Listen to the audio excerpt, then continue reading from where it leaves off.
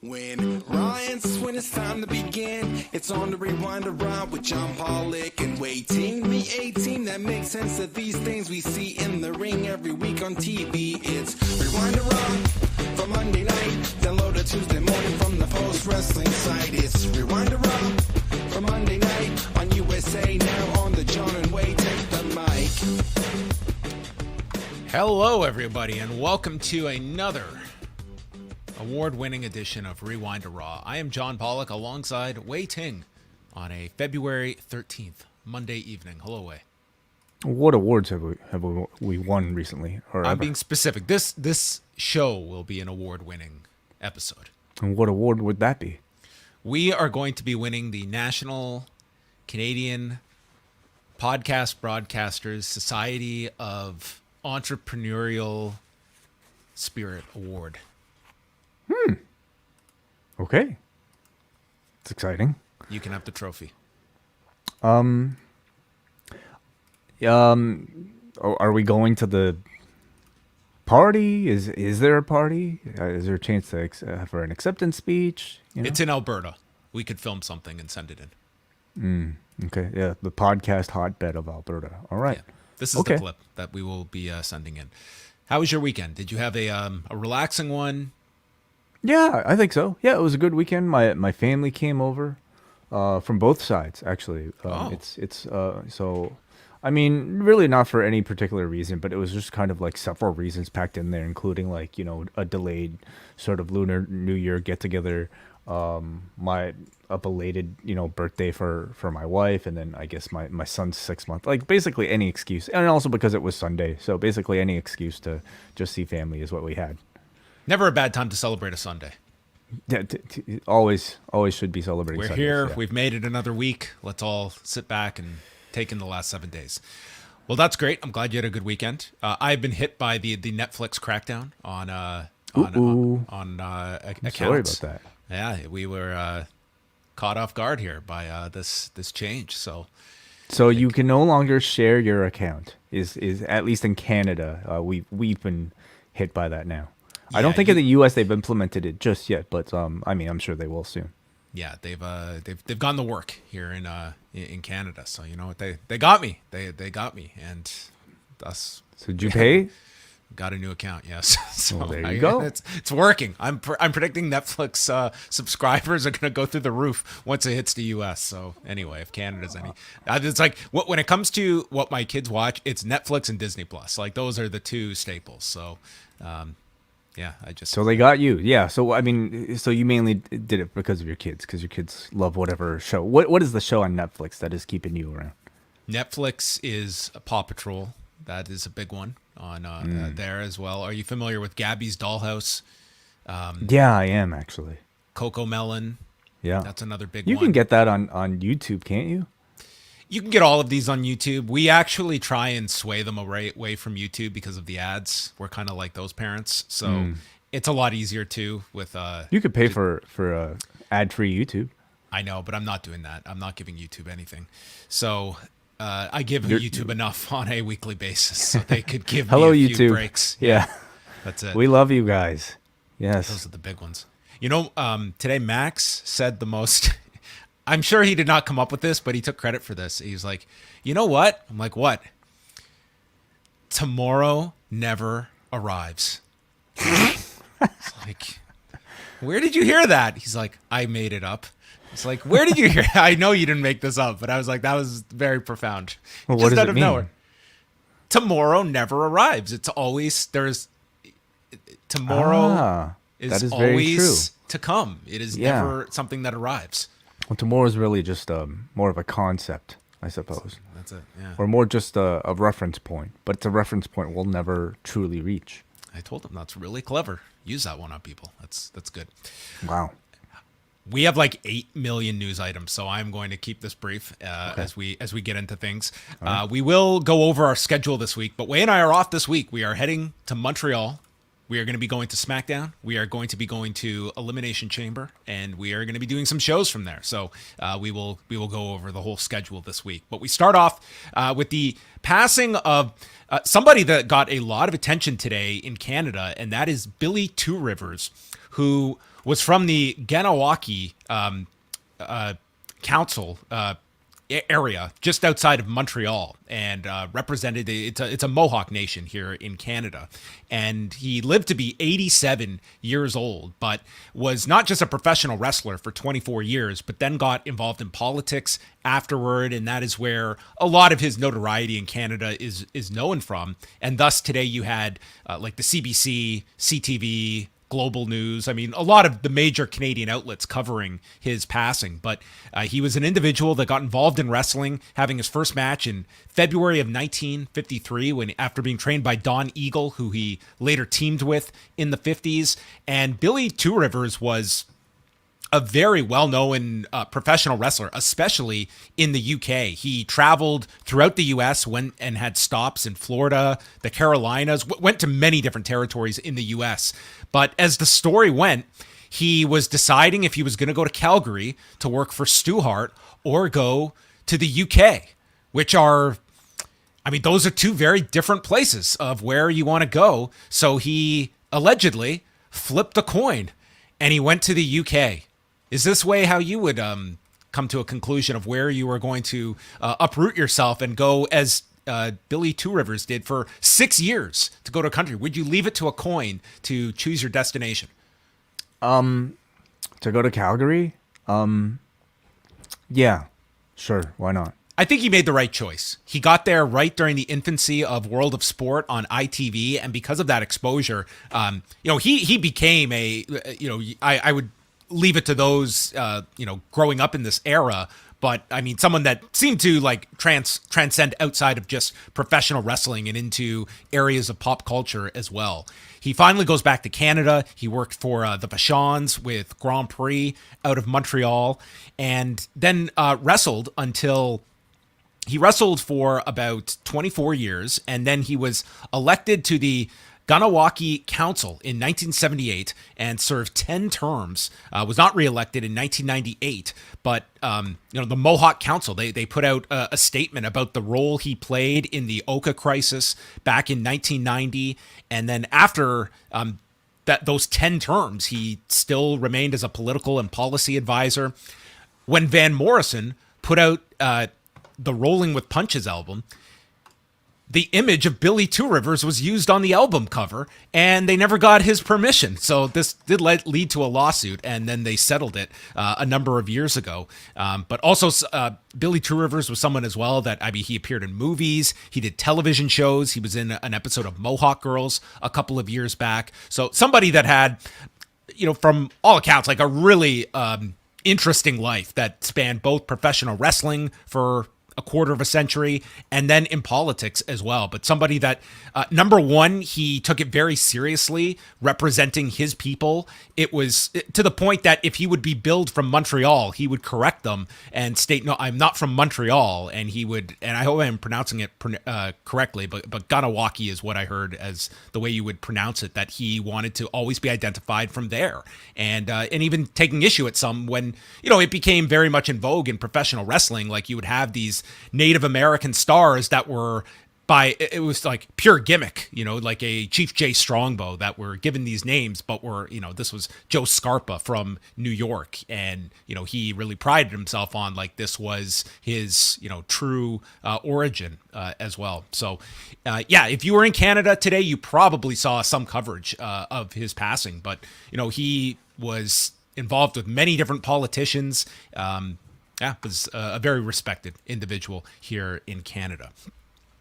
Cody Rhodes appeared on the MMA Hour today with Ariel Helwani, and of note were he noted his exit from AEW was a lot more forthcoming than Tony Khan was when he was on the MMA Hour. Cody Rhodes was at least open to discussing these topics, and he did note that he will always be friends with Kenny Omega and the Young Bucks, but did acknowledge that their friendship was tested with their new roles in the company and having very different philosophies of what wrestling they wanted to present, but said like these contrasts are what made our relationship work. Cody was somebody that wanted to put, he was brought up on, his influence was Jim Crockett Promotions and that style of professional wrestling presentation. And I think we could certainly see that way in some of the, the the lead up to the Nick Aldis program and doing those Road to features, like that certainly felt like the Cody influence, and that Omega and the Bucks, they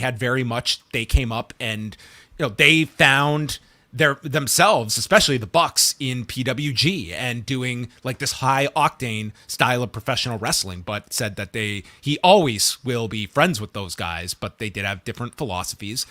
And when it came to the brawl at All Out, stated he was really down when he heard about this, that it was very disappointing to hear about, and that he does not want to see something he helped build and contribute and make for a better industry for anything to affect that. And he was very diplomatic. He was complimentary towards Punk, and he was also complimentary towards his friends, and he was not going to take a side or criticize either way, but did note that this is a company that lived off of the spirit of what that All In show was, and they cannot lose that spirit, and indicated, there might be some people that come in that don't quite understand like that spirit of things. So he was very careful here not to have any, I think he was very cognizant of not wanting any AEW headlines coming out of this. But he was fairly forthcoming about, he didn't just, move on and do as, did you hear, by the way, the Nick Khan philosophy when it comes to interviews? No. This is something really interesting. What was the name of the Raw broadcaster who was on the score previously? I'm blanking on his name now. Kyle Edwards? No. The one who lasted very, very. I'm just having a total. Adnan Burke. Adnan Burke was on. Yes. He was being interviewed, and he used to be. It's very late for me. He was being interviewed, and he used to be repped by Nick Khan. And when Adnan Burke was going through, when he had left ESPN, and there had been a bit of a controversy there, Nick Khan's advice to him was, if you get any questions that are difficult, don't answer the question you were asked. Answer the question you wish you were asked. So it's right. Wai, tell us about this hit and run you were involved with. Well, I took my son the other day to the park, and it's amazing to see your child just taking his first steps. And, I too am taking my first steps into my new career, which is going to be fantastic. I am going to be helping out those that are less fortunate, and that's the key way. You don't answer the question you're being asked. Answer the question you wish you were asked. So always remember that in future Nick Khan interviews. But nonetheless, did you get to see any of this Cody interview? He was really doing the rounds today. He was all over New York media today promoting tonight's Raw. No, I haven't actually seen it, but I did read a couple of recaps of it. So including the headlines that you did mention. It reads, at least to me, he's somebody who knows how to give a substantial and I think authentic answer, while at the same time I'm not necessarily, I think, causing any controversy. And I think that's part of the game of being somebody who is in a top position of any professional wrestling company. It's part of the game of somebody being an executive. You kind of he's incredibly media savvy. He used to be the guy who led the media calls ahead of all these AEW pay-per-views. So this guy is perfect for this role that the WWE wants. I mean, he's a perfect interview subject to go out there. Comes off very personable. He's great. He's in great a way that role. Tony Khan does not. It depends. I think that there's times that Tony Khan lets his guard down more than others, but there's also media interviews where I think he's exceptionally guarded in his how forthcoming he's going to be. And I think he also understands that he does not want to go. He is going into these interviews with the intent of promoting AEW and not coming out of it with headlines that are going to be. He does not want CM Punk headlines. He does not want headlines about any locker room unrest in the past. And they're kind of through that period, but. No, that's. But there's a way of gaining publicity while still, satisfying an answer that I don't think necessarily has to be controversial, and I think that's what Cody knows how to do in a way that a Tony Khan doesn't. It's certainly different between the two. I will say that if Cody says something, he doesn't have an entire locker room that you're potentially upsetting and are going to be that you are leading either. I mean, he's kind of in a role where he's representing his company in WWE, but he is also representing himself too, and he's also far removed from this as well. Like, I think if you were to really press Cody on, leaving AEW, I mean, they have pretty much said, like, him and Tony Khan are not going to discuss any of the particulars about it. So, I mean, in that sense, like, they're kind of in lockstep when it comes to that aspect of the story as well.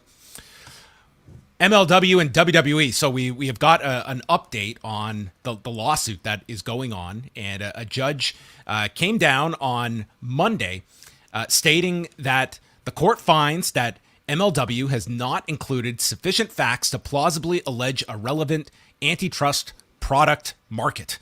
And this whole the whole 9-page ruling can be read online. I know Brandon Thurston has tweeted it out. So the gist of this is that the court believes that there is not enough here to move forward with this case, but with the caveat that MLW has 3 weeks to amend this complaint, where things could still move forward if it meets the satisfaction of the court with this amendment. And Court Bauer did respond to PW Insider that they are absolutely going to be amending this with the intent of moving forward. So while the claims were dismissed, it did come with that ability for MLW to amend this. So we will see if they can get more specific, because ultimately this case is coming down to the antitrust claim that MLW is making out, and it is going to be very tough to prove, I think, as well. These specific market conditions that are being put at the feet of the WWE, and that's essentially what the judge is saying here. What you have outlined is not, there is not enough to it that we can move forward with this in a court of law. So we will see what MLW's next move are. Obviously, they have a heavyweight law firm behind them, and should they satisfy the court and amend their complaint and it goes forward, I think it becomes a very interesting case in the sense of, just given the attorneys that are attached to this, I can't speak for them if they would be willing to settle, how WWE, I would think, ultimately just wants to avoid any form of discovery of what that could entail. And you compare it to what the UFC has gone through. I think one of the best things for the industry has been the discovery phase in this whole Kung Lee fighter suit against UFC. That the discovery, it has given us so many facts about fighter pay and the financial system that is in place for UFC. I'm not saying this will ever get to this with this MLW suit, but we will see. It's going to be determined in 3 weeks, and if it does not reach it, then I don't know the specifics about what happens to this case at that point, if this thing is just dropped or if it moves forward. But it looks like 21 days is the time is ticking on that one. We'll find out in 3 weeks. Moving on, New Japan held their New Beginning in Osaka card. Both New Japan and Noah held cards at the Edion Arena. So New Japan drawing 4,055 on Saturday, and then just under 2,100 for the Noah card on Sunday.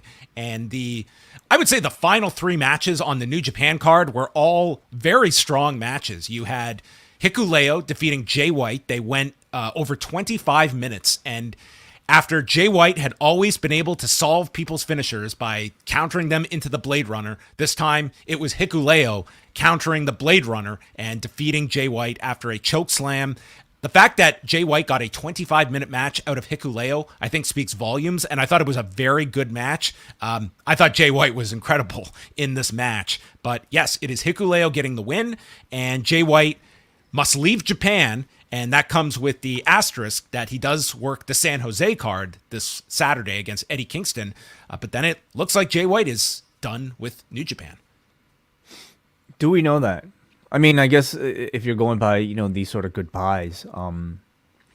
But yeah, I mean, that's certainly the speculation. And I think that's the expectation, but you could not slam the door shut. That something, like, in theory, he is still under a deal until he fulfills his final commitment. If it's this Saturday, that you could always reach something. But I think the fact that I would say if something was going to be reached, it's coming before this match is made, much less completed on Saturday. This really did feel like the farewell of Jay White, and it makes it an interesting situation for San Jose and what kind of reaction Jay White receives.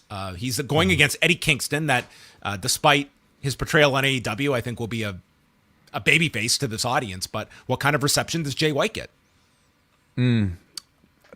I imagine cooperative, would probably be my guess. I'm sure Jay White will play up the heelness going into the match, especially going up against Eddie Kingston. But once that final, pinfall occurs, presumably Jay White losing, I imagine there might be the possibility of some sort of standing ovation, perhaps in recognition of, how much he's done for New Japan Pro Wrestling. But, speculation continues to loom about what his destination will be. Do you still like WWE as a spot for Jay White if he's weighing his options? I don't know if I necessarily like it, but I feel like there's certainly he's big enough to have a significant role in AEW. But at this point, maybe WWE is the better choice. I think he would fare pretty well in WWE. It's like either company. There's always the unknown, but I would think like he would fare pretty well given the current state of things in WWE. Then Tama Tonga defeated El Phantasmo using the J Driller. These two had a tremendous match, and my biggest takeaway coming out of this, number one, my biggest thought was if El Phantasmo ever goes to WWE, this man should be teaming. If they can't get Jake Paul, El Phantasmo should be playing Logan Paul's younger brother. This man is an uncanny resemblance to Logan Paul. He looks more like Logan than Jake does. I haven't seen them side by side, but okay. That's because they might be twins. El Phantasmo was fantastic in this match. He has always been. I really enjoy watching him where the comedy stuff is sort of out. And I would say, given the pending departure of Jay White and where things are now, I think that now is the time to really go all the way with El Phantasmo. I would be looking at him as one of the strongest candidates in the New Japan Cup as being that guy that we're going to elevate, whether you're getting him away from the Bullet Club. This could be as a heel, as a babyface. You could go the heel direction. It's a fresh match for Okada to do a Sumo Hall match in April with. I just feel now is the time to, and it seems that New Japan is being pretty adamant about getting new blood into their upper mix. And El Phantasmo to me would be near the top of my list. Kazuchika Okada defeated Shingo Takagi. Excellent match between these two. And especially down the stretch. I thought the last 10 minutes of this were outstanding. And afterwards, Okada retains the title. We even saw a Takagi Rainmaker in this match. But it's Okada retaining the title, and then he issues the challenge to Hiroshi Tanahashi for San Jose. Tanahashi beating Kenta earlier in the show. And Tanahashi, minus his front teeth, which he lost after eating a protein bar, gets into the ring, and he accepts the challenge. And on a week's notice, we're going to get Okada Tanahashi in San Jose, which, as of now, is being listed as a double main event with Mercedes and Kyrie. And I think a very worthy justification of a double main event. They ran this match for one of the G1 shows, right? In Dallas? In Dallas. Right? Yeah. But I mean, it still feels very, significant when you put it in on American soil. I mean, it is, I think for this generation, a bit of a signature match, at least, with what participants you have on the roster. You're not necessarily giving anything away that, to an American audience that feels like that big of a loss for a Japanese crowd. So I think it's a very worthy main event. You double it up with Mercedes. It's the type of thing where like I guess they didn't need to announce this ahead of time. Tickets sold, well enough just with Mercedes alone. But definitely bolsters this card.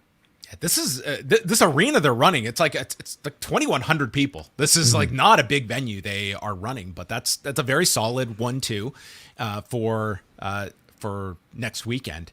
And it's funny because the match where Okada first won the title from Tanahashi in 2012, Tanahashi lost a tooth during that match, and now in this one he's going without front teeth. Oh no! So I knew protein bars were no good. So Tanahashi proving that one out.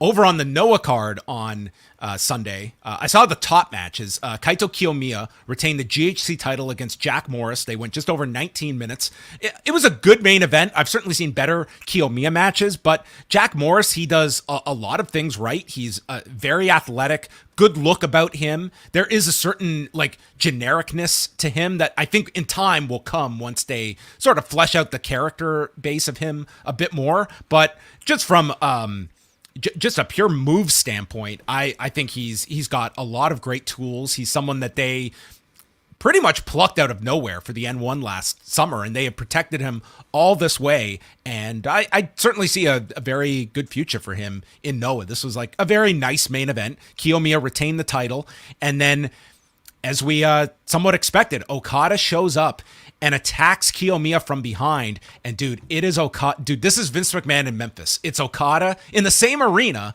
24 hours later after being Takagi, and he's pure heel in this match. And he was, it just seemed like he was loving this. The whole crowd is booing him after he attacks from behind, and he gets onto the microphone and he says, "Call me Mr.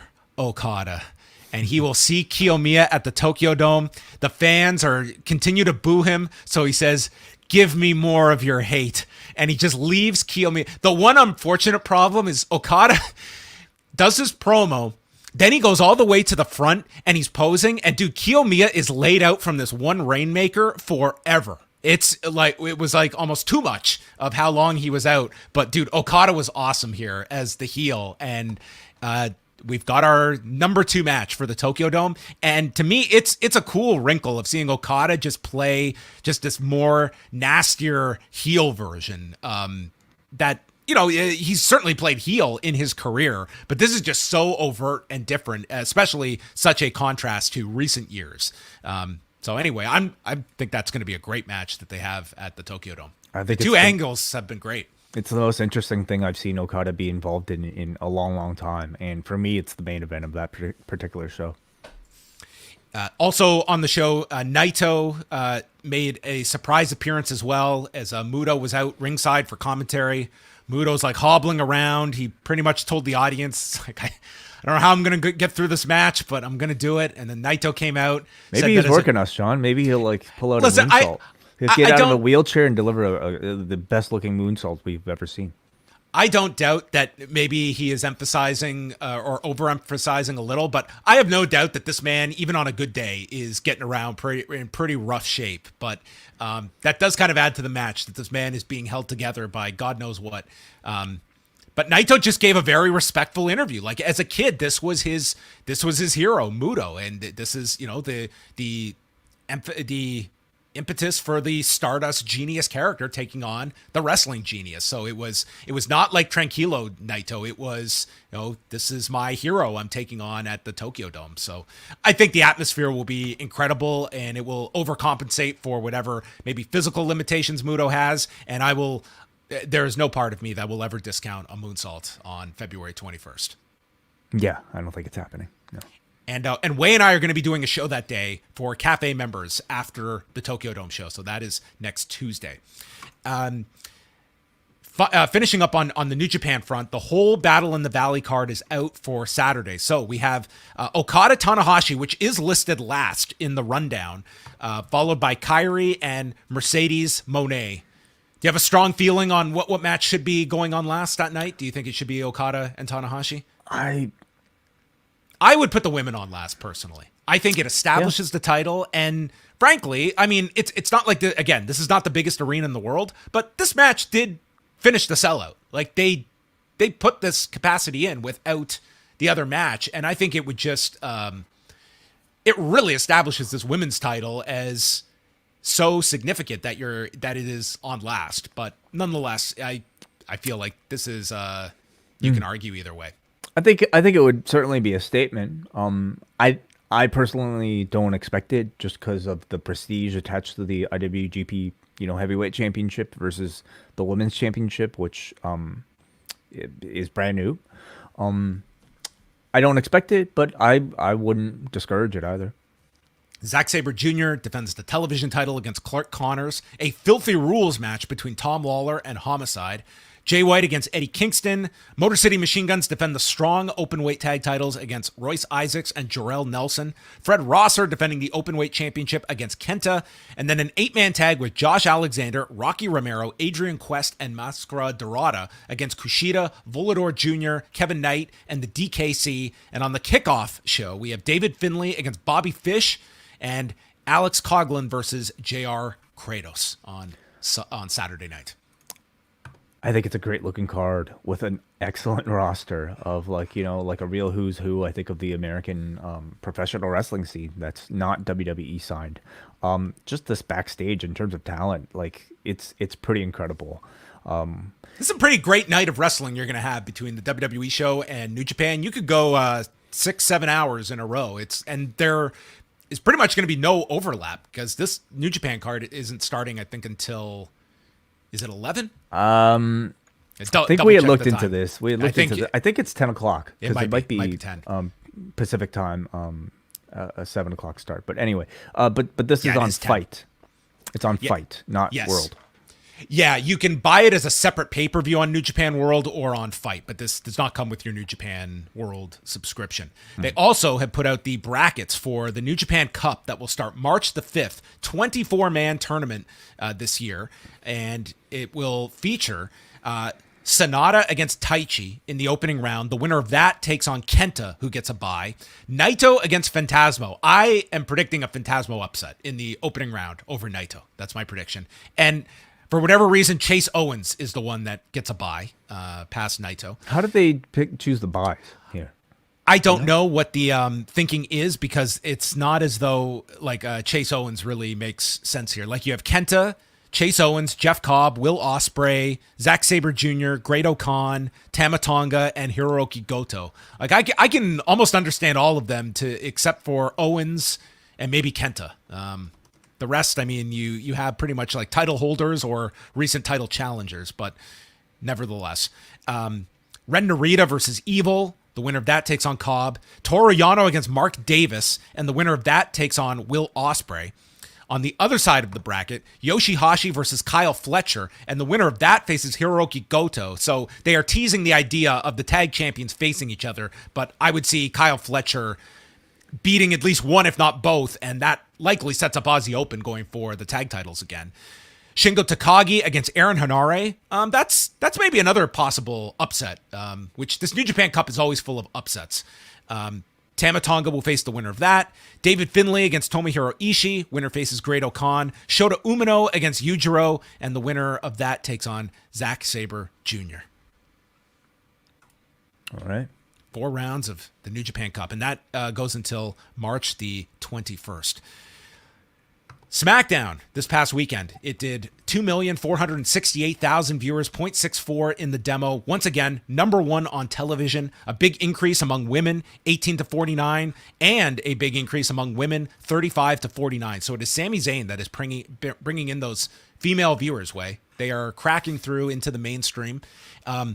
However, if Sami Zayn's drawn big in the U.S., Canada falling to its lowest viewership on Sportsnet 360 since December 23rd, going against a Maple Leafs and Raptors game. So SmackDown needs to know its role in the sporting landscape here in Canada. But a very strong number for SmackDown, and probably going to be very strong this Friday.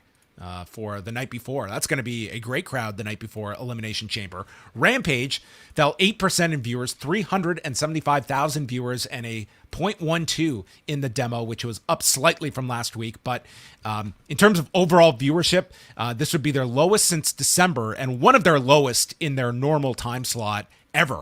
There was a big decrease among women, 18 to 49, and a stabilization of women, 35 to 49. This was going against an NBA game, and they were 6th in their time slot for the night. And our last bit of news before we get into the Raw review is coming up on Tuesday night. NXT has Grayson Waller against Tyler Bate, Axiom versus Damon Kemp, Thea Hale, who was abducted last week by the Schism, is out of captivity and taking on Tiffany Stratton. Charlie Dempsey takes on Hank Walker. Wes Lee will have his open challenge for the North American title. Roxanne Perez teams with Meiko Satomura against Katana Chance and Caden Carter. And JC Jane will explain her actions, throwing Gigi Dolan into a closed door, which looked horrible the next day with the photo of Gigi Dolan, if you happen to see that. And Wednesday's Dynamite has our Texas Tornado tag match with Roosh and Preston Vance against John Moxley and Claudio. Best Friends, Orange Cassidy and Danhausen against Jay Lethal, Jeff Jarrett, Satnam Singh and Sanjay Dutt. Mark Briscoe taking on Josh Woods. Ruby Soho, Tony Storm, and Britt Baker in a triple threat match. Hangman Page against Kip Sabian. Brian Cage against Jack Perry. MJF is on the show. Adam Cole's interview with Renee. And Jim Ross sits down with Wardlow. That's a lot of things happening on Dynamite. As usual. Yes, as usual. But that is all coming up this week. And also coming up this week will be a new edition of Small Talk, dropping on Tuesday for our Double Ice Cap and Espresso patrons. We will be talking about things large and small on Small Talk. Do you have any topics you want to request ahead of time so I can formulate opinions with? None whatsoever. I go into these completely cold, and we'll see what happens. So it's just our way of throwing some love out there for all of our Double Ice Cap and Espresso patrons. So look for that in your inboxes and podcast feeds. Also, some highlights this week. Thursday, I'm going to be joined by John Nash, who is a great reporter at bloodyelbow.com. His reporting was what went into the recent story we discussed about the UFC contract changes. So we are going to be discussing more of that on Thursday on the site, so you can check that out. But then Friday, we are off to Montreal, and we will be doing Rewind to SmackDown that night after we attend SmackDown. So members at postwrestlingcafe.com will get that show. We will also be live for everybody Saturday night with a Elimination Chamber post show after we attend the Bell Center, and we will discuss all the fallout of that event. Also coming up this week, we've got the wellness policy on Thursday. What is the topic this month? Well, first of all, it's our man Neil's birthday, so it'll be a big celebration for Neil, and we've given him the choice of picking his own topic, and he has chosen the topic of friendship. How do we maintain our friendships as we get up there in age and, have less excuses, and we're kind of caught up and busy seeing each other. So yeah, we'll be spending a whole hour plus talking about that, and we're hoping, as always, for interaction from the post-wrestling community. So look for our social media links for a link to tune in live Thursday, 3 p.m. Eastern time. You know how I maintain my friendship with some of my oldest friends? You record podcasts with them. I record podcasts with them, and I also make plans to go see potentially terrible movies with them, as I will be making my long-awaited return to the movie theater in 2 weeks' time. I will be going, and after 3.5 years since my last movie-going experience, the movie that will bring John Pollock back to a theater is Cocaine Bear. Oh, okay. Interesting. I mean, I don't know where you were going to go. You could have gone, Ant-Man. You could have gone Creed. Cocaine Bear. Cool. That's what I'm going to see. That sounds like a great It was the time. title sponsor of UFC 284 over the weekend. Mm-hmm. Yeah. Yes. It's a movie that, very much like Snakes on a Plane, I'm sure it kind of sells itself based off of the title, right? I feel it's going to be a hit, although it could bomb. It's going to be one or the other. It'll either be a great, probably make funny money. joke. I don't know how much it would have cost to make, but I'm sure the concept alone is enough to interest.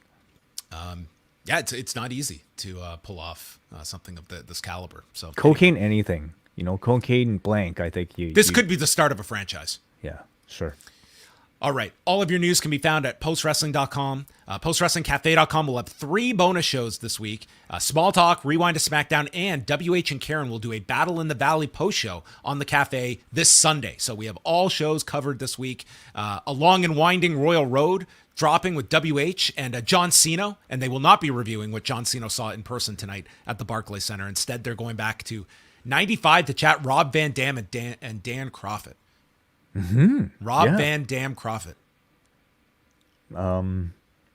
They could have called that their tag team. Sure. Yeah. On to Raw we go from the Barclays Center in Brooklyn, New York. Maybe a main event that people will want to check out, because we had Braun Breaker beating Akira Tozawa in less than 4 minutes, and Wendy Chu beating Dana Brooke. So both NXT participants getting W's on this week's main event. Yeah, Sino let me know that Breaker received a really good reaction in New York. As always, I think these are just maybe we can look a bit deeper and suggest that they might not just be main event appearances, but also chances for the people in the main roster, in charge of the main roster, to get some looks at them. So we can continue to speculate when a call-up might occur for either of those two. Becky Lynch started the show with Adam Pearce in the ring. She thanks Lita for having her back last week, and that Lita forgave her for being a weirdo last year. Yeah, they had quite the feud, but it's all water under the bridge between Becky and Lita. But now her path to WrestleMania is unclear, so she suggests to Pearce that she fight her way into the Elimination Chamber match tonight. Bayley comes out and was like, no, this is stupid, and says Lita did all the work last week for her, and they argue about their accomplishments. Bianca Belair comes out, and she wants to face the best of the best at WrestleMania. And then a triple threat match is made with Belair, Becky, and Bayley for tonight, where if Becky or Bayley win, they get into the chamber, and the chamber will start as a three-way. If Belair wins, neither of them gets into the chamber. So this felt like... If I was Bianca Belair, I was like, I shouldn't have interrupted. I could have avoided all of this tonight. Well, she's a baby face who loves, who has incredible competitive spirit, and she's not just going to sit in catering for the night. She'll want the biggest challengers. So that seemed to be the justification. I think maybe more notable for me was the lack of follow-up on the Lita attachment to Becky Lynch. It could be that they're delaying it, but I also wonder if it just simply means last week was a make good for what was to be a one-off appearance at Raw's Triple X that they ended up having to delay. So could she be not figured in at all to WrestleMania plans? Lita, you're talking about. Lita, yes.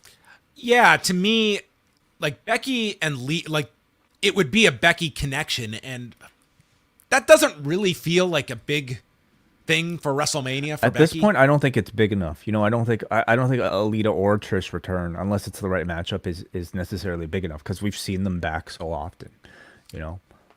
Yeah. I mean, she did bring up Lita here, but I guess we will see. I mean, it's going to be sort of we'll get into it later, but it really feels like every year they do this, where the one person who has no path to WrestleMania, am I not going to get booked at WrestleMania? It seems Becky has drawn that card for this year's show. Will she have to buy a ticket like John Cena did that year? Probably not. Yeah. Maybe she can get a 2-for-1 with Lita, her best friend, and they can do a watch along. They could. Yeah. Saxton is with the Judgment Day, and Dominic says that he knows what it's like to be locked up, which Priest is going to find out in the chamber, and Priest is going to run the chamber just like Dominic ran the block. And they say Ripley is still away promoting WrestleMania. And Balor says that tonight the Street Profits will get rolled up, bowled up, and smoked up. Marijuana. I don't know if they check the box on all three, but we can determine it here in this match. The Street Profits against Finn Balor and Damian Priest. Early on, chants of "We Want Mommy," which I think were directed at Rhea Ripley. I don't think people were individually calling out for their mothers. Probably not, no. Dawkins got a hot tag and hit the silencer onto Balor, and then lifted up Balor for a midair German by Ford, and they hit their blockbuster off the shoulders of Dawkins. This thing needs a name. It just needs any type of name other than a blockbuster off the shoulders. Dawkins then tosses Dom into the ring and hits him with a pounce, but then gets caught with a sling blade, shotgun dropkick, and Balor pins him with the coup de grace. 7 minutes and 35 seconds as the Judgment Day, or at least Balor here, goes into Elimination Chamber. Mm-hmm. Good stuff on the card. Yeah, good stuff as usual. I thought from Dawkins and Ford. They're a team that's pretty much on sort of setup duty right now. They're a supporting act for all the people that are actually involved in feuds and matches on these pay-per-views. But every time they're out there, I think they continue to impress. So I do sense the audiences are probably ready for them to get another real run with the championships at some point, or just something. So I thought it was a good match. Yeah, it was short, but the Judgment Day, they are just building up as much as they can, especially for this Saturday. They continue to beat down the Street Profits when Edge and Beth run down. And once again, Beth goes for the Glam Slam on Dominic when Rhea Ripley returns and she hits Beth with the Riptide. Edge comes to her aid, and that is when we get a peek at the brand new Grit Couple t-shirt that Edge was wearing. Mm-hmm. Yeah. This is going to be selling like hotcakes in Montreal. You're going to pick up a Grit Couple t-shirt? No. Are you? No, I'm not going to be. Yeah, I don't know. I think it was a cute little like comeback at the Miz, when they were involved in that feud with Maurice and Miz. Is it a great name when you're separated from the Miz? Does it still work? I don't know, whatever. There's footage of Patrick Mahomes wearing his honorary WWE Championship belt that was made for him. I will say this is the greatest publicity WWE could ask for, that the Super Bowl winning quarterback is walking around like any dozens of fans that you will see at an arena. He's holding on to this belt. He's taking pictures with this on one shoulder and the Vince Lombardi trophy. This is very smart marketing by WWE, and the fact that they can get this level of exposure at the Super Bowl. Yeah, it's great. No, absolutely. I mean, I feel like there's a way you could satisfy both, When it comes to these sort of marketing decisions, I always kind of shudder whenever it's strictly marketing. And, you kind of sacrifice. They don't know any other way. And if you're looking for subtlety, look at this thing. There's nothing subtle about this. It's screaming WWE. Well, I mean, and you sacrifice I think a bit of taste and a bit of artistry, just so that you could get a billboard up there for your championship belt. I don't know if that's what you have to do. I think AEW has a pretty good compromise where the championship that they have is actually beautiful, but it still has the logo right up in front. So whatever. At this point, it's so ingrained in our they've had this championship for 10 years now, haven't they? Yeah. So I'm kind of used to it, and it doesn't really bother me a whole lot. But hey, that's the thing about championships. Even if do you think Patrick Mahomes has sat down to watch a second of Raw? I don't know, at any point in the past, when would he have ever? I don't even know. He's probably too busy and before too rich. Monday Night Football season. Sure, but even if you haven't watched a second of Raw in 10 years, I mean, it's still pretty cool to have a championship belt when you're celebrating something. Everybody who's ever an athlete wants to hold up a championship belt. Do you know what the other wrestling championship belt that got showcased during the Super Bowl broadcast was? Slap fight. No. What? We got an ad. Oh, NWA. Yeah, Tyrus. Tyrus holding that NWA championship. So this is it is funny. It is going to be one of those things where it's look at all the millions of people that saw this NWA championship and what it's going to mean. It's going to mean nothing, but it's the idea. I always hear that argument. It's so many people saw this, but it's it's not going to lead to one new person finding power. Yeah, I saw the ad and I wasn't even sure if it was Tyrus or not. I don't even know how many people will recognize the belt, and I don't know if any of it means really anything. And do we even know that's exactly why Billy Corgan made him the champion? Maybe it's just having Tyrus's presence on Fox in general that's part of it. Whatever. Enough said. Yeah, there was quite a lot of wrestling. You had the Undertaker on the DraftKings ad. You had both the Guardians and Fast 10 trailers. So you had Cena and Batista represented. Several wrestlers were there. Britt Baker was there. Orange Cassidy was there. The Bellas were there. So there was quite. And I mean, it was great for WWE, because Fox had the broadcast this year. So you got a great SmackDown spot that they produced. Mm-hmm. WWE got a lot out of this Super Bowl. There is, when you are partners with the network that is hosting the Super Bowl, and Fox will have it again in 2 years. I mean, there's perks to having it, and just a sign of, hey, we're going to use some of our ad inventory to promote SmackDown in-house. I mean, that certainly is a signal of what they see as one of their priority programs for Friday nights. Adam Pearce oversees the contract signing for Brock Lesnar and Bobby Lashley. So this was funny. Pierce notes that Lesnar already signed the contract last week, so tonight is about Bobby Lashley coming out to sign the contract. But that required Brock to have to come all the way here to Brooklyn for this signature to be made by Bobby Lashley. There wasn't a whole lot for Brock to do here other than be present. Yeah, I guess they needed a witness. I guess so. Sure. Sometimes these are really funny observations. I have no response to them. Unfortunately, John, so I wish I had a laugh track that I could play instead. You would love how just uproariously I'm laughing to myself as I watch these shows. So Lashley comes out with an army of security, and he's got his own table set up at the entrance, and he looks over the contract, but he's not sure he's going to sign it. So the crowd chants, Bobby's scared. And Lesnar, you knew when all the security guys were coming out, these are all tackling dummies for Brock, and he just went insane, destroying these poor guys. And then he runs at Lashley, and he gets back body dropped on the ramp, followed by a spear by Lashley, who signs the contract, tosses it onto Lesnar, and the last shot is Lesnar smiling as he's selling the spear on the floor, but he got his signed contract from Montreal on Saturday. And a match that will be interesting to see if this is the end of this program or if this is going to just be a holdover and they extend this to Mania, because there's not the obvious direction for either guy, if not each other, for WrestleMania. Yeah.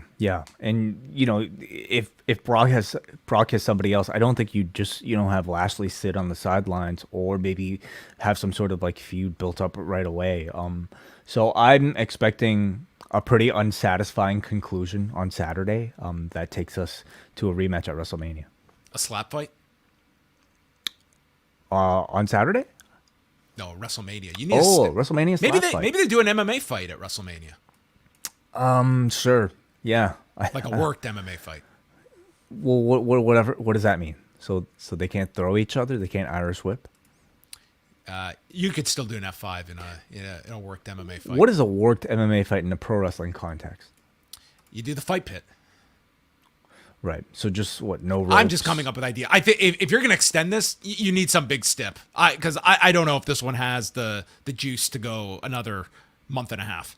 Yeah, we'll see. I thought the segment, it was unique in that I mean Lashley. I guess not necessarily unique. That's sort of been the theme of the entire program, right? But it's that Lashley has come out on top. He's looked strong, at least to close these segments, as he says every single time. So I thought it was pretty intense of a beatdown, as Brock Lesnar beatdowns usually are. Except this time it was him that was taking some of the big punishment throughout this. So. I don't know how excited I am to see this on Saturday, just because I don't have much of an expectation of something conclusive, but it could still be pretty spectacular. I'll tell you what, might build up interest is Brock Lesnar coming out with a forklift and flipping the ring over. I mean, a stunt like that, they could do something pretty spectacular to get people talking. That might throw the match out. I'd hate to be the match has to follow that after the forklift tips the ring over. Sami Zayn and Roman Reigns. The entire chamber with a flipped over ring. Okay, well, I'm running for the lobby if I see a forklift coming out with this dude behind the wheel. Piper Niven against Michin. Dude, there was a spot here where Michin went for this tilt-a-whirl into a DDT, and Piper Niven took this DDT like Rob Van Dam used to take DDT. She went down vertically on her head and just either took the world's greatest DDT or she just looked like she got slammed on her head. Corey Graves was very aghast at how Niven got up from this. It looked nuts. But Michin follows with chops, then eats a senton, and Niven hits the black hole slam that Graves says is like being slammed into the abyss, and it now has a name, the Loch Ness Slam, as Niven wins in 2 minutes and 42 seconds. Don't know how I feel about the Loch Ness Slam. You'll get used to it. The way you got used to the black hole slam. I mean, is that much better? It sounds better, but maybe Loch Ness will grow on me. Right. I thought the effort made on commentary by Corey Graves throughout the broadcast, as he tried to put over several new giants in Piper Niven in a Bronson Reed, I thought was pretty strong here. I thought they certainly gave Piper Niven a special treatment that I thought for the most part was effective. Where I feel like, things could have improved was perhaps the match started off with like a good amount of intensity, but I thought they failed to kind of keep that momentum up throughout the match. It felt to me like towards the last couple minutes, the match was just kind of lingering rather than ending with like something more emphatic, and something a bit more memorable in like Piper Niven's dominance. And maybe it's better off if like these types of matches are like shorter and higher energy and more physically impressive, because she needs to wow people. This is her real chance to just like be like the Brock Lesnar of this division.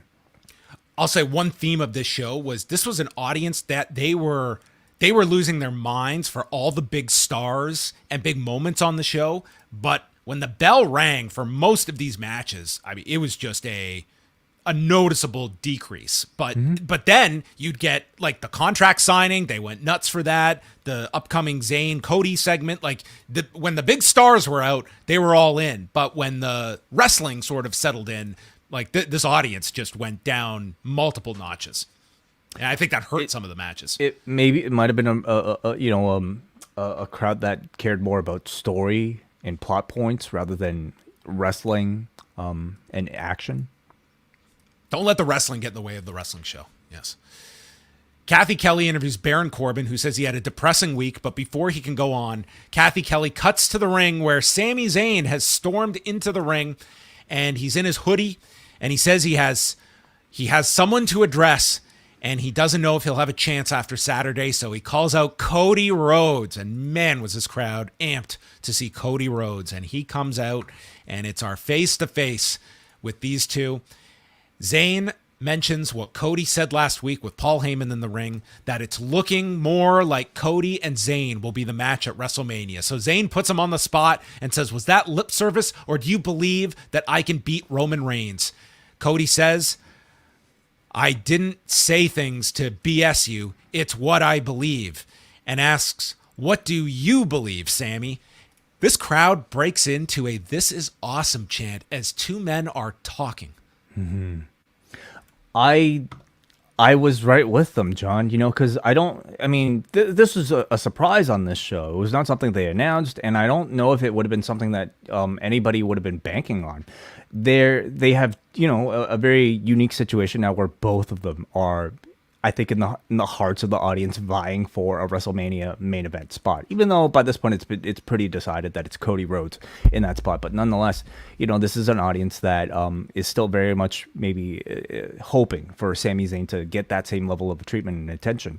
And I think the last thing you would expect the WWE to do is to put both sort of like opposing forces in the ring together because of the potential harm that you could do to the both of them.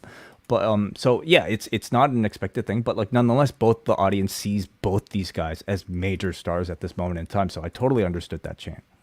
This was also an incredible faith in these performers that on the surface, you could look at this as like, this could go a different way. This is in New York. It's like, who knows if like this is not the time that we want to be risking Cody getting booed anywhere. And they believe, listen, this is not a case of we have this, we have a plan and then the crowd is taking over. It's like, we've got two great stories and we have some great performers spread out in these stories. And we're going to put two of our tremendous performers in the ring and they're going to knock it out of the park. And we're just going to heighten each of their stories respectively. And that's what came out of this. The crowd starts singing Olay, and Zayn doesn't know, he says, if he can beat Reigns, because he has been in the trenches with the bloodline. He has seen them strategize. Roman always finds a way. God mode is not a catchphrase, and he has seen Roman plow through bigger opponents, stronger opponents than him. But does he know that he is capable of beating Roman? Yes. Does he believe he's worthy of being a main event at WrestleMania? Yes, he does. Because if he doesn't believe that, no one else will. But if you're asking him if he's going to walk out of Montreal as champion, he doesn't know. The crowd starts yelling, "You can do it."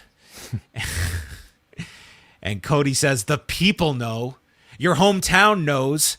And the fact is, Sami, there's dissension in the bloodline, all because of you. You are responsible for that crack in the armor. You're responsible for this awesome moment in time that we are living through.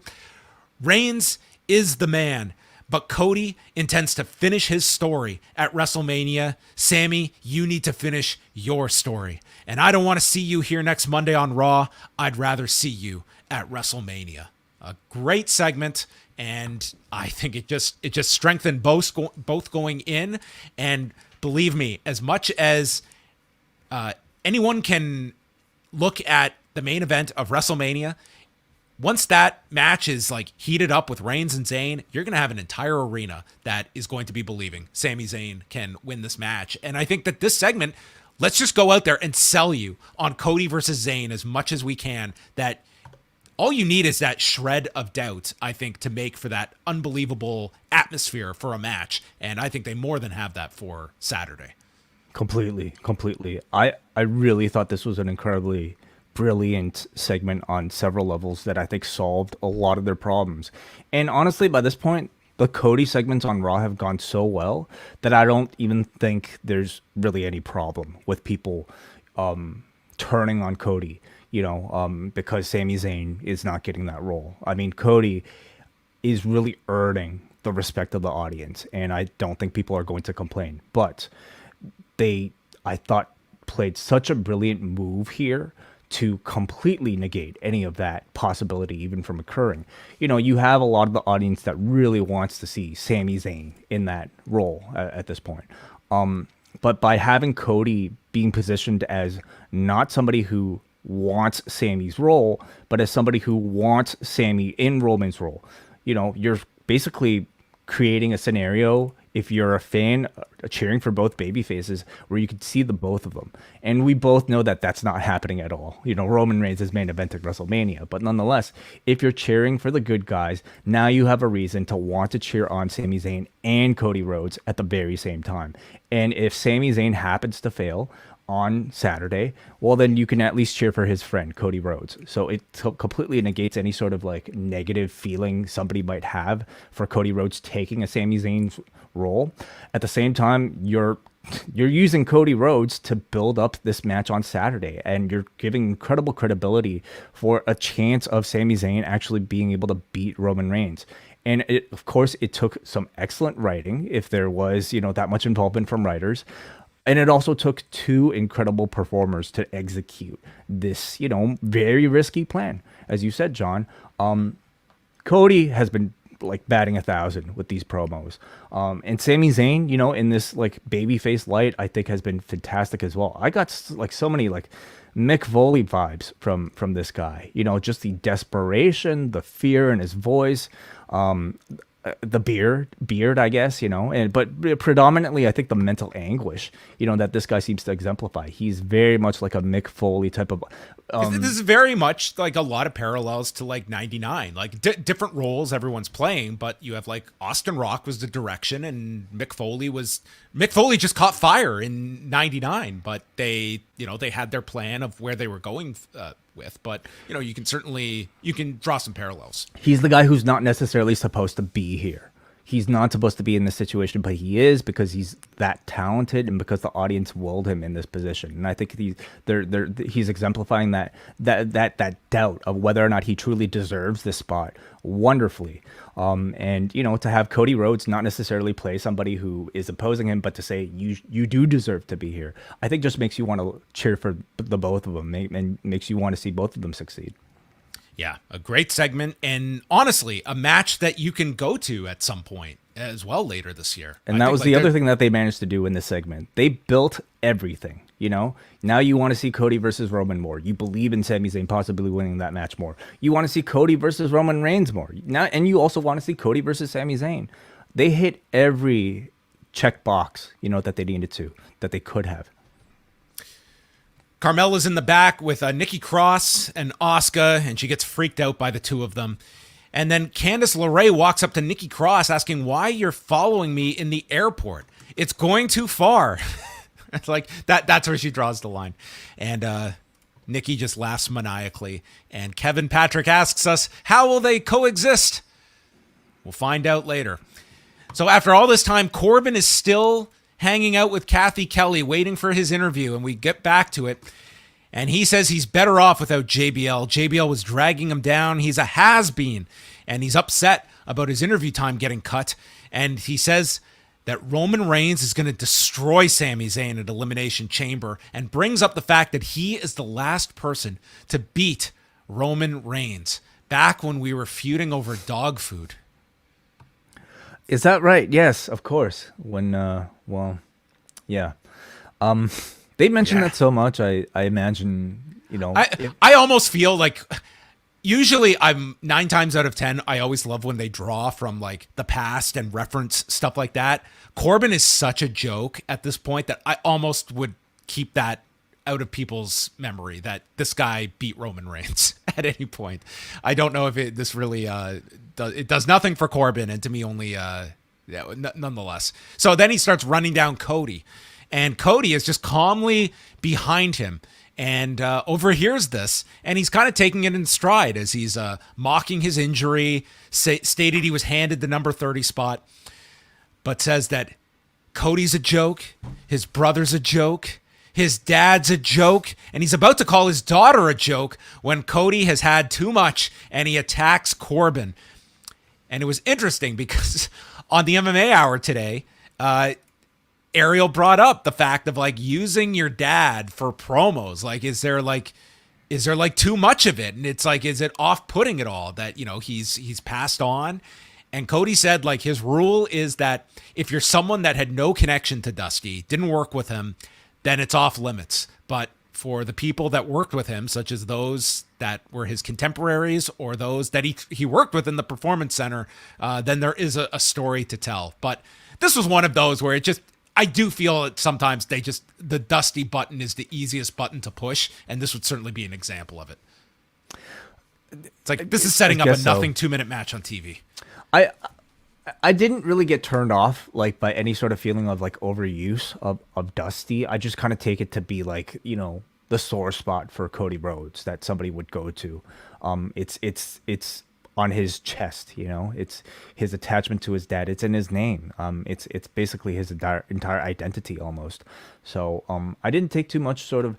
But, you know, this is also a Baron Corbin who's seemingly using everything that he can in order to, like, drive up any sort of heat and interest, including downplaying the potential of a Sami Zayn win.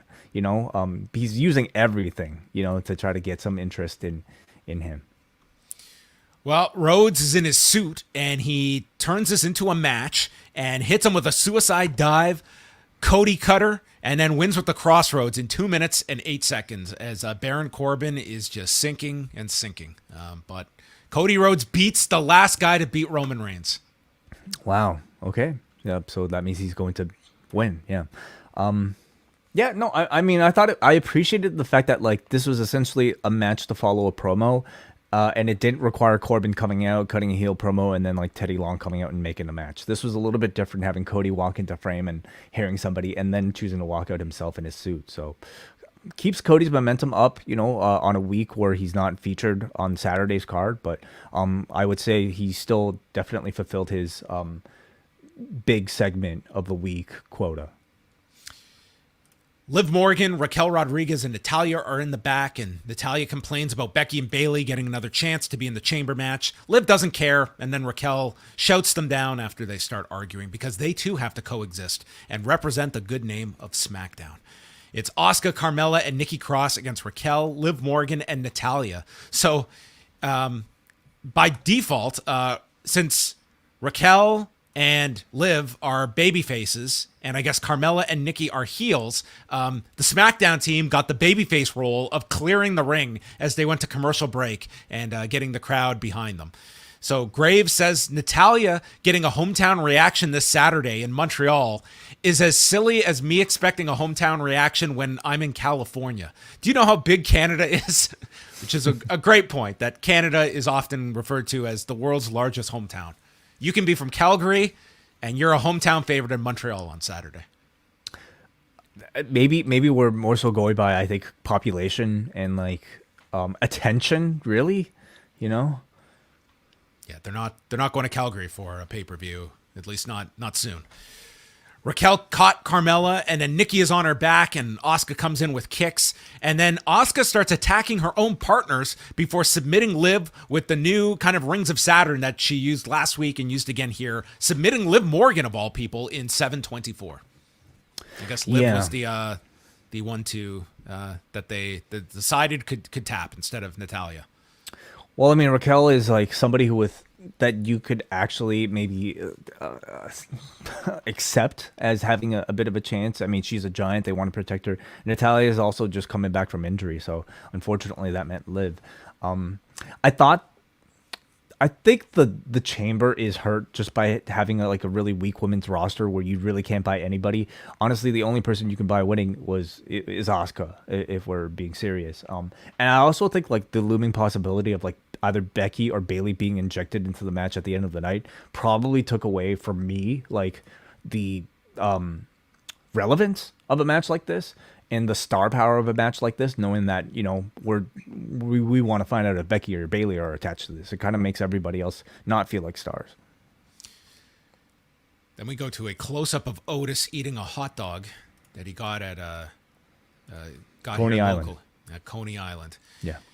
And Chad Gable throws the hot dog away, and it hits Mansoor right in the face. I don't know how Gable missed these guys that were standing right there. And Maximum Male Models are there, and Maxine says that they are looking for a new face and physique for a new campaign. And Chad Gable says, I'm only into role modeling. And they explain, no, we're referring to Otis. And they pass Otis a business card, and this is where we are going. This is the whole impetus for Maximum Male Models to be on Raw, to do comedy with Otis. I don't hate it, for mid-card comedy. I think there's sort of a bit of a natural fit for one another. They tried very briefly to have some sort of serious run with Otis, and he's just not that. He was arguably the most interesting and the most over when he was doing the stuff with Mandy Rose, and it seems to be a bit of a callback to that type of heartthrobby kind of Otis, which I think could be entertaining. Bronson Reed and Mustafa Ali. Ali, he's just linked to Dolph Ziggler. So last week, he is running down Bronson Reed to Ziggler and stating how if I had been in the qualifying match, I would have beaten Reed to get into the chamber. And wouldn't you know it, Bronson Reed is right there overhearing them. So if there's one thing to learn in WWE, if you're going to talk smack about someone, text. Because someone is always lurking. Whether it's Cody or Bronson Reed, you don't know who's listening, but or Roman you Reigns. you do get TV time out of this. Yeah, well, some AEW talent should take notes. Maybe this is how you get on television: is you just talk about someone and make sure they're just in the locker room right across from where you're speaking. But do you want to face Bronson Reed though? If you're Ali, they had an okay match, but you're going to lose in 2 minutes. Well, he had a fighting chance, I guess. Reed pretty much just decapitated him. There was a shoulder tackle off the apron, and then he catches Ali and throws him into the timekeeper's area onto all of these chairs, which looked like a really fun landing. Ali managed a tornado DDT. Reed kicks out at one, and then as Ali does his somersault, he is met with a clothesline, and again, the crowd is just pretty subdued, but then Reed climbs to the top, and they're all alive for the tsunami, and Reed hits it to win in 3 minutes and 14 seconds. Yeah, big showcase for Reed, hard hitting, spectacular looking bumps from Ali here. This was the sort of big spot, memorable performance I was hoping that Piper Niven was also able to give us. But I thought in both cases, I think Corey did a really good job with his enthusiasm for both giants. And in this case, I thought it worked really well to make Bronson Reed seem like a big deal. They've done a good job of making the tsunami feel like a significant move, to the point where this Brooklyn crowd immediately recognized it as soon as he made the motion to climb to the top. Yeah, I mean, it's a really big match for him in this chamber on Saturday. I mean, when you look at the talent, that should be an excellent match. Kathy Kelly interviews Edge and Beth, and Edge is tired of this past year with the Judgment Day. And Beth says, we're going to remind them why we are called the Grit Couple. We're going to find out on Saturday, Way. They're going to remind us. MizTV. This was the ultimate ridiculous outfit of Seth Rollins. Can you describe these boots that he was wearing? They look like oversized boots that I think are like what Mario boots or Sonic boots, maybe. I couldn't even imagine, like, the weight of these. Like, I imagine, like, it's maybe, like, foam or, like, they look like they could be heavy to maneuver. Like, a few steps in that, like, down a ramp, I you're getting a little tired. Some sort of foam, rubbery substance. I bet these things are, like, $3,000, too. Maybe. Well, Miz says that Rollins' attention seems divided between the U.S. title Hold on and... a second. I'm doing a bit of research on these boots. Evidently, they're some sort of viral sensation here. Looks like why these absurd. So this is from BusinessInsider.com. Why these absurd red boots are suddenly all over TikTok and Twitter and listing for as much as $1,000 on StockX. I mean, for a fashion statement, that's not too crazy a price, I guess. For these, that must be the hot item. MSCHF's oversized big red boots have taken social media by storm. The shoes are drawing comparisons to shoes seen on fictional cartoon characters such as Astro Boy. MSCHF, founded in 2016, is known for creating art concepts that poke fun at facets of everyday life. Okay, well, there you have it. Go. The story behind. So they're a meme. Astro Boy boots. Okay, yeah, I totally see it. Cool. Rollins does not want to talk about Logan Paul. Miz also told the crowd to pipe down if you want to hear singing. He'd rather listen to Taylor Swift, and you're just jealous because I got tickets. So Miz asks Rollins, why won't you talk about Logan Paul here in WWE, but you will talk about him on social media or on Pat McAfee's show? And Rollins gets upset. Shut up, Mike. And Rollins says he doesn't want to talk about Logan Paul because of that, as he points to the WrestleMania sign, because that dream matters to me, and it matters to you, and it matters to all the people in this arena, but it doesn't matter to Logan Paul. He's selfish and only cares about lining his pockets. He doesn't deserve to be spoken about in this ring. And Miz says, it sounds like you're a bit jealous. So Rollins calls him stupid, and Miz points out, you and I are the only Grand Slam champions, but I've headlined WrestleMania, and you haven't. You keeping score? They're both Grand Slam champions. And then he makes fun of his Super Mario boots, and that is the line that Rollins will not allow to be crossed. Cody's line is Dusty. Rollins is the Astro Boy boots. So he attacks him. Austin Theory then shows up, and then Miz attacks Rollins, avoids a skull-crushing finale. Rollins does, and super kicks him. And the only spot this crowd wanted to see was Rollins hit the stomp in these ridiculous boots, which he did to the Miz before Theory hit A-Town down. And it's Theory standing tall at the end of the segment, and Miz is left dead in the ring as Rick Boogs is ready for their match coming up next. Yeah. A good build, I thought, for Rollins versus Paul. He's, for somebody who doesn't want to talk about him, he certainly does a lot, not just on Raw, but also in TV interviews. And these boots, I think, are very over. I didn't know they were necessarily a viral sensation, but I mean, what better to curb stomp a viral superstar than with do you get a viral boots? Do you get a second wearing out of these boots? Yeah, I think so. I think they really work. They actually accentuate the finish. Like he's lucky that he has a finisher. I'm sure that's the whole point, right? He's got interesting footwear for an interesting finish. I think this is a WrestleMania boot, John. He should have saved them for WrestleMania, maybe. Well, maybe he's building. Maybe he'll have an even bigger pair of boots that are $10,000. Okay, that's something to hook you for WrestleMania. What could he work in? So Rick Boogs is with Elias as the slightly reformed Hurt Business are talking in the background, maybe wondering why they're not booked on Raw this week. And Elias notes a lot of similarities between them, and not to let the pressure get to you, being compared to Elias. And Elias mentions a potential collaboration, and Rick Boogs loves this as he is booging out at the option of teaming with Elias. This is the tag team I've never asked for, but I guess I will be getting. It sounds like it'd be quite the team to maybe pair up against the Maximum Male Models and Otis, I should say. There's a lot of mid-card comedy on a 3-hour show like Raw. This happens to be one of them. I don't hate it if it's kept to the mid-card and not dominant over the entire show. It's something interesting for Elias, who has had nothing since Ezekiel. Do you think Shinsuke Nakamura just sits back and watches that entrance for the Muto match just on a weekly basis, or do you think he doesn't even bother? He just there's no wrestling that consumes him in between. He's setting up for a big return in the Andre Battle Royal this year, I think. Okay, so that's a goal. It's a goal for him. Boogs comes out, Miz protests, the bell rings, and Boogs destroys the Miz, military press into a slam, and beats the Miz in a minute. The team player, Mike Mizan. Yeah. I mean, honestly, yeah. I mean, it's 2 weeks in a row now of like squashes against Rick Boogs, and I don't know. I still feel like the Miz is a bit better than this, because he is somebody you'll occasionally pair up with a Logan Paul or something, and I don't know how much Rick Boogs necessarily gains from it either. So, whatever. They're really putting a lot behind this Boogs and Elias feud. Yeah, the Boogs Elias program. Yeah.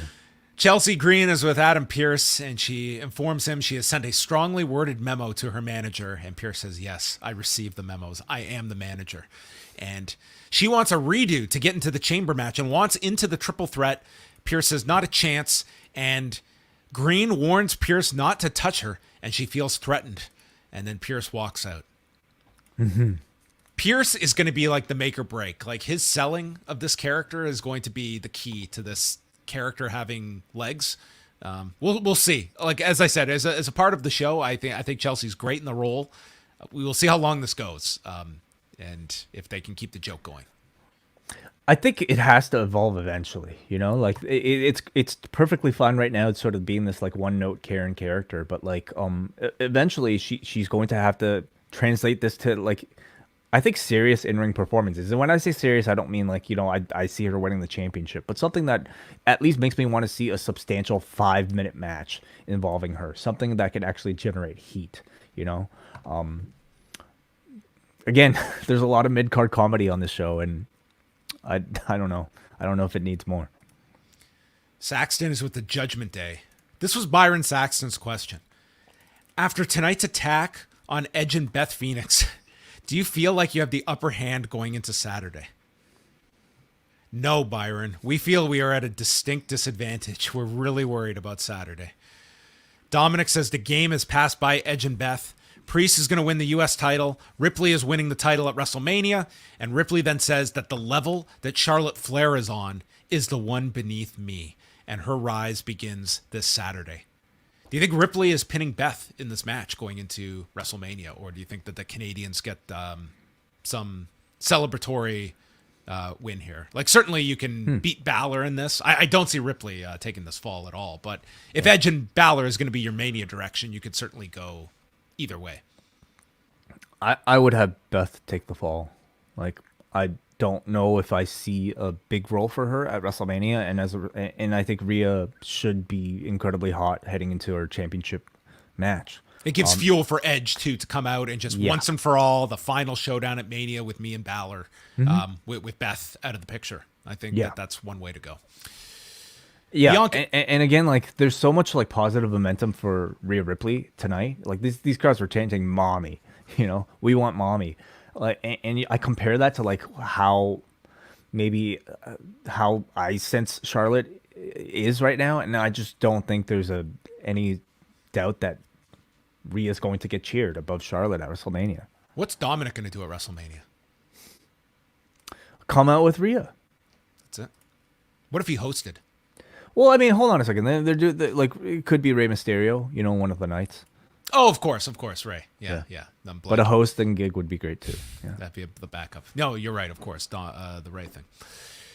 Bianca Belair, Bayley, and Becky Lynch is the main event. Keeping Bianca busy. Let's be honest. Bianca certainly feels like she's just been spinning her wheels during this whole period so far until the program is set for Mania. Like, she has sort of just been. Like, she had a nothing match at the Rumble, a nothing program really going into the Rumble, and now it's more just waiting until you have this opponent. So maybe that's kind of the thinking too of having Belair injected somewhere here. So, match was fine, but again, the crowd just seemed like they just want to see who was going to be the winner here. There was one point where Bayley executed a Tower of Doom and then is going for covers onto both. Belair went for the handspring moonsault, landing on Bayley's knees. And then Becky takes Belair and delivers a diamond dust, but in doing so comes down on Bayley's knees, which I don't know if that was intended to be the landing, as Becky just pretty much got right back up and hit a manhandle slam to Bayley. Anyway, this was maybe too complex of a diamond dust. Masada was not trying diamond dust onto people. Becky then gets sent into the post after Io Sky pulls her to the floor. Then Kai gets involved with Bayley, as does Sky. So the other chamber participants come down. They're fighting on the floor, and Belair military press slams Io Sky to the floor onto everyone. There's a manhandle slam to Bayley, and then Becky takes a KOD on top of Bayley. Becky rolls to the floor, and Belair pins Bayley in 15:23. So no Becky, no Bayley in the chamber match. Becky is all distraught. How am I going to get to WrestleMania? I think she'll make it, but we're probably going to wait. And and then they had a bunch of time to run down the card. They replayed the Lashley Lesnar contract angle and then sent us home. That was it. I was actually a little bit surprised at how flat this match sounded in Brooklyn, and considering the star power among them, having Becky and Bianca in the same match together, and Bayley too. Could be that just this crowd didn't think the stakes were all that significant or well built to, or that it was late. Or maybe they're just not as interested in any of the characters in this division at this point. But maybe a little bit disappointing from that sense. In ring, I thought it was all right. Decent hook for the close of a TV show. But it had also been over 3 hours since they saw Braun Breaker come out. So that's it. Yeah. So Becky Lynch and her WrestleMania plans. I mean, it's of some intrigue, and if they're going to do this sort of tease, I think it has to be a pretty significant name, don't you think? Yeah, and I could see them drawing it out. Like, they're certainly doing like the whole Seth Rollins, Kevin Owens angle from last year. Like, how is Becky, like, she's getting shut out. Like, she lost the Rumble, she's not in the chamber match, and I mean, it just seems every year they like to do this with one person. She seems to be the candidate this year. So that was Raw.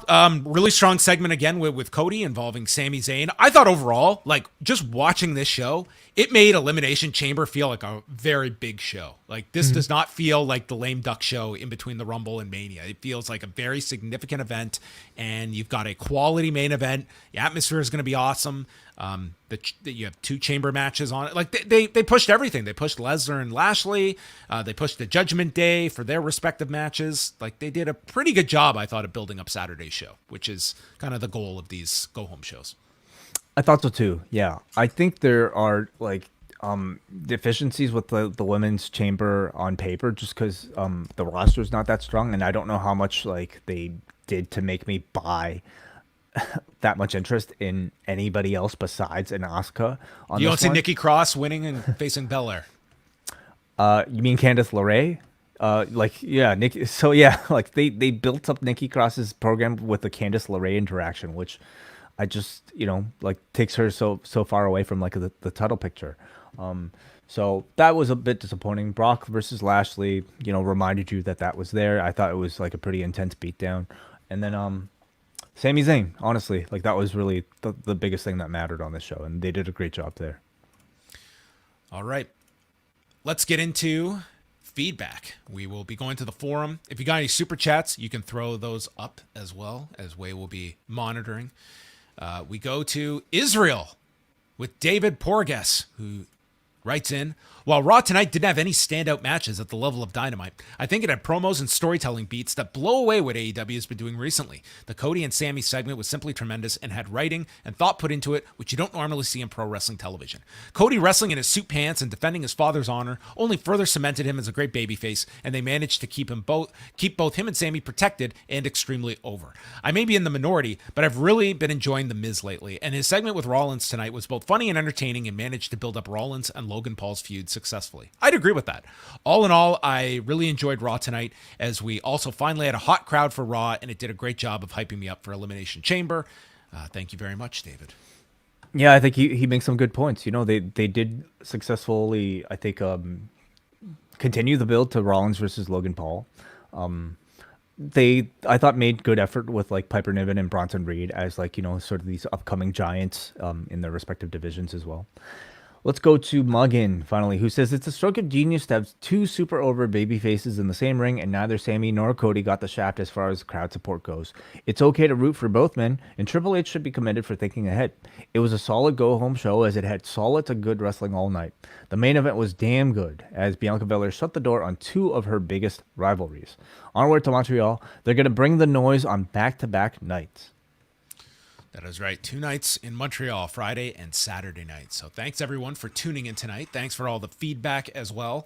Tuesday, we are dropping Small Talk. This is for the Double Ice Cap and Espresso patrons, where we just go on a random journey of our subconscious. And where we end up, there's no flashlight. There's no roadmap for Small Talk. So look forward to that and more of this wonderful dialogue that you so love on a Tuesday morning. And what else do we have on the Post Wrestling Cafe this week? We have got Rewind to SmackDown live from Montreal. We might be in a restaurant. We might be on the street. We might be... John might be having his first ever poutine. Maybe we will go to Electric Avenue and record from there. All possibilities for Friday night. But we will have Rewind to SmackDown for all patrons coming up. As well, cameras will be rolling while we are in Montreal. A road diary will be dropping later this month for Cafe members. And then we have got Saturday night, the Elimination Chamber post show with Wai and I. That will be free for everybody on the YouTube channel. Subscribe to the YouTube channel. That's all we ask. And then Sunday on the Cafe, Karen Peterson, WH Park, taking you through Battle in the Valley from San Jose, featuring Okada Tanahashi, version 14 or whatever they're up to now, and Kairi defending against Mercedes Moné, who it looks like she is dropping some kind of like docu-series or something this week about the whole lead up to her debut at the Tokyo Dome. She put out a teaser on Instagram. Looks very high quality. So I'm sure something she's going to be dropping this week. So you can look out for that. So thanks everyone. If you're in Montreal, don't be a stranger. Come up and say hi to Wai. He would love to meet you. As would I. So that is it. Say bonjour. Bonjour. But we are going to say au revoir.